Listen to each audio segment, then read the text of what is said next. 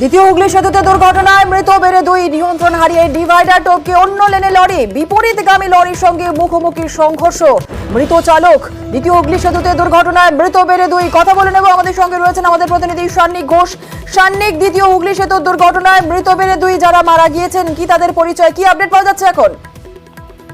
যেটা এখনো পর্যন্ত জানতে পারা যাচ্ছে, গতকাল রাত 11:30 নাগাদ একটি লরি হাওড়ার দিক থেকে কলকাতার দিকে আসছিল দ্বিতীয় হুগলি সেতু ধরে।